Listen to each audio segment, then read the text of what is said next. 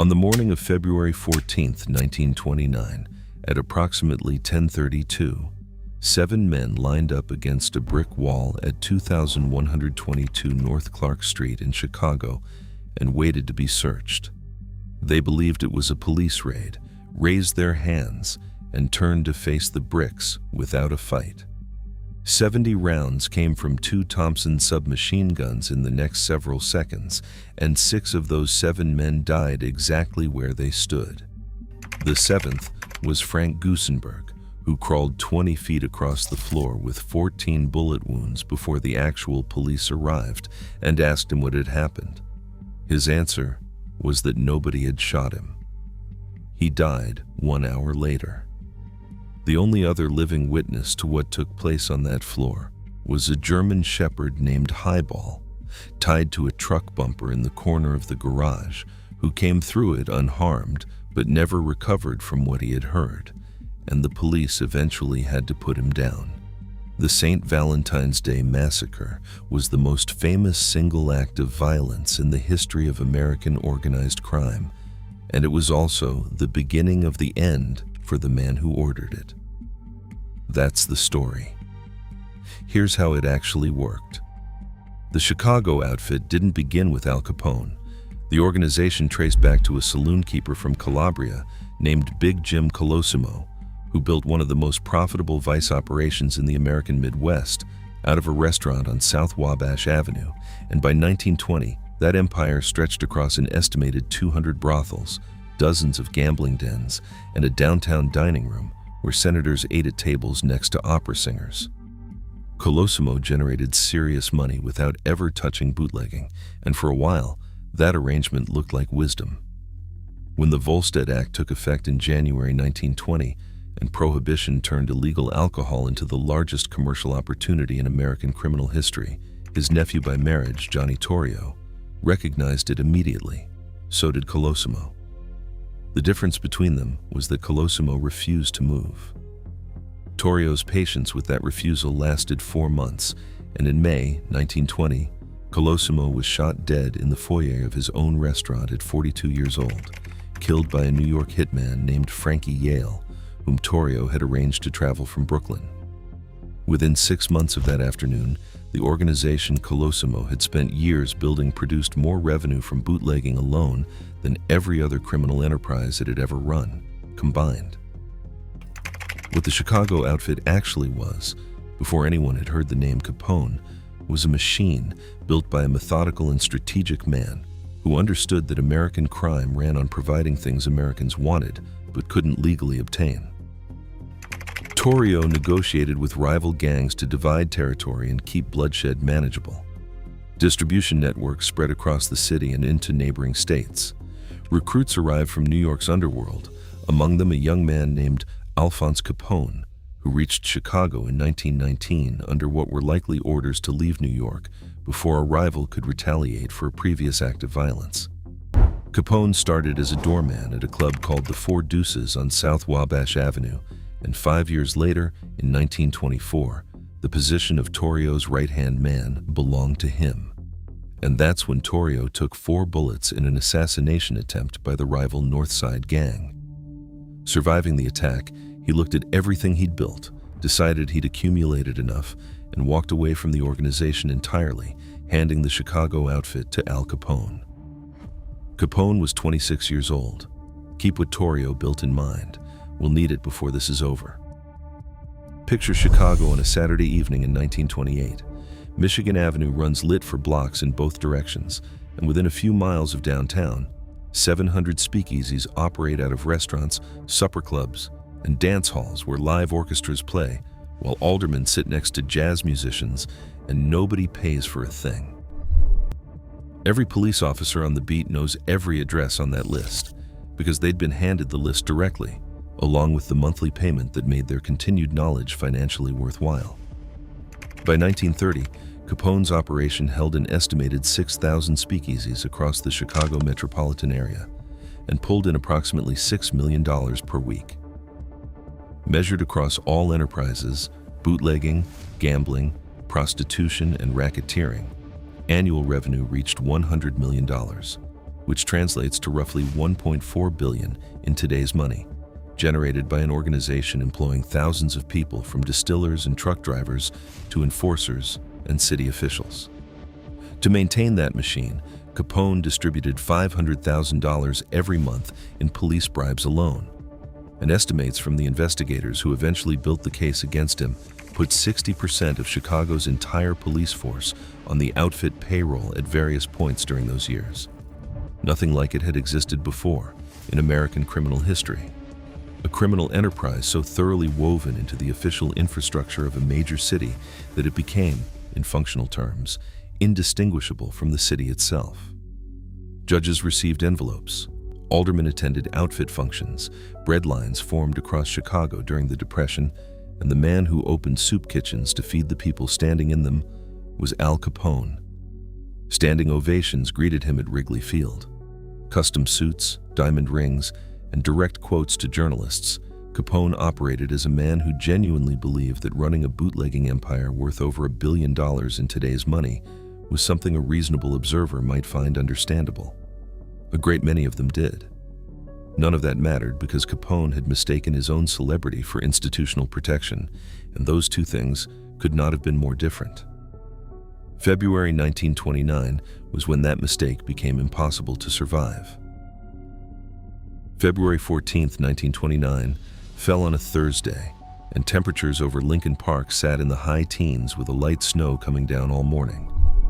At some point before 10:30, Bugs Moran's crew received word of a bargain shipment of hijacked Canadian whiskey available at the SMC Cartage Company garage on North Clark Street, and 7 men gathered inside to wait for the delivery. Moran was on his way to the garage when he spotted what appeared to be a police vehicle parked outside, walked around the corner for coffee, and waited for what he assumed was a routine raid to clear. 4 men entered at approximately 10:32, 2 in police uniforms and 2 in long civilian coats, and the 7 men inside lined up against the brick wall without resistance because a police raid was a nuisance they'd all navigated before. That's when the men in long coats drew Thompson submachine guns from beneath their clothing and fired 70 rounds along the line. The 2 civilian-dressed gunmen walked out the front door afterward with their hands raised, escorted by the 2 in police uniforms, as if a routine arrest had concluded without incident. What alerted the neighbors was not the shots, but the barking of Highball, a German shepherd tied to a truck bumper inside the garage, who came through the morning without a scratch, but never recovered from what he'd experienced. Frank Gusenberg, still breathing when officers arrived despite 14 bullet wounds, told the men who questioned him that nobody had shot him. He died an hour into that account. A few days later, Bugs Moran told reporters that only Capone kills like that. Reached at his Palm Island estate in Florida, Capone offered his own answer. The only man who kills like that is Moran. Nobody was ever charged, and the case remains officially unsolved. What the massacre achieved was the one thing Capone had spent 6 years carefully avoiding. It turned him into President Herbert Hoover's personal priority. Hoover directed the full resources of federal law enforcement toward a single objective, and it took 2 years. On October 17, 1931, Alphonse Capone left a Chicago courtroom convicted on 22 counts of federal income tax evasion, sentenced to 11 years in federal prison. Not for a single murder out of the dozens attributed to his organization, not for bribery or racketeering, but for failing to pay taxes on money he never should have acknowledged earning in the first place. Syphilis destroyed his mind during the years he spent at Alcatraz. Released in 1939, Capone lived out the last 8 years of his life at his Florida estate and died there in January 1947 at the age of 48. The Chicago outfit did not go with him. Paul Ricca, the outfit's most senior figure in the years after Capone, summed up the man who replaced him in one line. Accardo had more brains for breakfast than Capone had in a lifetime. Born in 1906 in Chicago to a Sicilian shoemaker who had emigrated from Castelvetrano, Tony Accardo dropped out of school as a young teenager and ran with a neighborhood street gang until, by his early 20s, he'd earned a nickname, Joe Batters, for his particular preference for a baseball bat as an instrument of correction. Investigators widely believed him to have been one of the gunmen inside the SMC Carthage Company garage on the morning of February 14, 1929. Nothing was ever charged in connection with that morning, and nothing serious was ever charged in connection with anything else for the rest of his life. From 1947 until his death in 1992, Accardo served as the Chicago outfit's primary authority for 45 years, an arrest record stretching back to 1922, 4 federal indictments, and exactly 1 night spent in jail on a gambling charge that was later dismissed. When the United States Senate called him to account for his activities, Accardo invoked the Fifth Amendment 172 times and described himself as nothing more than a man with many friends. What Accardo understood, and what Capone had never grasped, was that the most dangerous thing a criminal organization can possess is a leader the public knows by name. Operating from a 6-bedroom house in River Forest, Illinois, that held 2 bowling lanes, an indoor swimming pool, and a pipe organ, Accardo phased out labor racketeering and street-level extortion because they attracted too much scrutiny, then expanded into Las Vegas through Teamsters Central States Pension Fund loans that financed casino construction at the Stardust and the Fremont, from which the outfit skimmed unreported cash before it ever entered the books. Commercial office buildings, hotels, car dealerships, trucking companies, newspaper companies, and lumber farms all accumulated in his legitimate holdings over the years. In 1978, burglars broke into Accardo's River Forest home while he vacationed in California. 3 of the suspected thieves and 4 people connected to them turned up strangled with their throats cut in the weeks that followed, a theory later confirmed under oath at a federal trial by an outfit member turned government witness. Accardo died of heart and respiratory failure on May 22, 1992, at 86 years old, and the director of the Chicago Crime Commission called it the end of an era. The end of the Chicago outfit didn't arrive from outside the organization. It came from a letter. On July 27, 1998, from inside a federal correctional facility in Milan, Michigan, a man named Frank Calabrese Jr. typed a message to the FBI while serving time in the same facility as his father, Frank Calabrese Sr., the outfit's Chinatown crew boss, and a career hitman who had ordered and participated in multiple murders. The letter read, "This is no game. I feel I have to help keep this sick man locked up forever." Federal agents supplied Calabrese Jr. with a recording device hidden inside a pair of headphones, and over multiple sessions in the prison yard, he recorded his father discussing murders, operations, and associates in specific operational detail. What nobody expected was that at the same time, without either man knowing about the other, Calabrese Jr.'s uncle, Nick Calabrese, a senior outfit soldier personally involved in at least 14 murders, had also agreed to testify for the government, becoming the first made member of the Chicago outfit to ever cooperate with federal prosecutors. What followed took 7 years, and the FBI described the resulting investigation as one of the most successful organized crime operations it had ever conducted. 5 senior outfit figures went to trial in Chicago in the summer of 2007 on charges that covered 18 murders committed between 1970 and 1986, and all 5 were convicted on racketeering counts.